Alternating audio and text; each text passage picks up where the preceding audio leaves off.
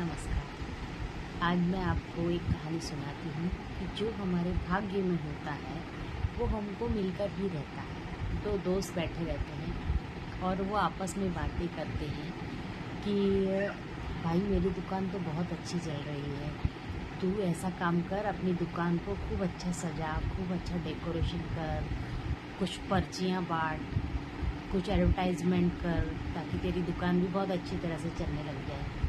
तो वो कहता है कि देखो धन के देवता, तुम पता है कि मैं कहाँ रहता हूँ। जैसे अगर मौत के फरिश्तों को भी पता होता है कि बंदा कहाँ है, वो कहीं से भी आपको, जहाँ आप काम कर रहे हो वहाँ से भी उठा के आपको ले आएगा और ले जाएगा अपने साथ में। और धन के देवता को भी पता है कि तुम कहाँ रहते हो और तुमको आकर तुम्हारे घर पे दे जाएंगे धन।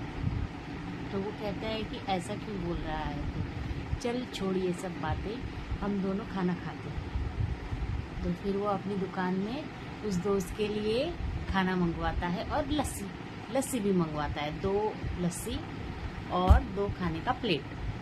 ठीक है, फिर उतनी देर में जैसे ही वो खाना दोनों जन खाने लग जाते हैं तो उतनी देर में उस दोस्त की दुकान में एक ग्राहक आता है और वो अपने ग्राहक को देखने लग जाता है। और जो दूसरा दोस्त बैठा रहता है तो वो अपने हिस्से की लस्सी पी लेता है और फिर ऐसा सोचता है कि ये तो बड़े भाग्य की बात सुनाता है, चल इसकी लस्सी भी मैं ही पी लेता हूँ, देखें कितना भाग्य में लिखा है और कितनी बड़ी बड़ी बातें करता है। तो फिर वो ऐसा करता है और उसकी दोनों, खुद की भी लस्सी पी लेता है और अपने दोस्त की भी पी लेता है। और फिर जैसे ही वो ग्राहक उसका चला जाता है तो वो लस्सी पीने के लिए जैसे ही अपना ग्लास देखता है तो वो बोलता है दूसरा दोस्त कि मैंने तेरे हिस्से की भी लस्सी पी ली, तो क्या बोलता है कि भाग्य की बात है।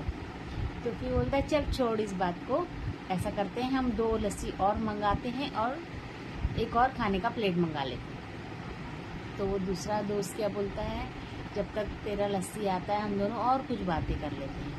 तो बोलता है कि अच्छा ठीक है, और फिर थोड़ी देर में उसकी 2 लस्सियाँ भी आ जाती हैं और खाने की प्लेट भी आ जाती है।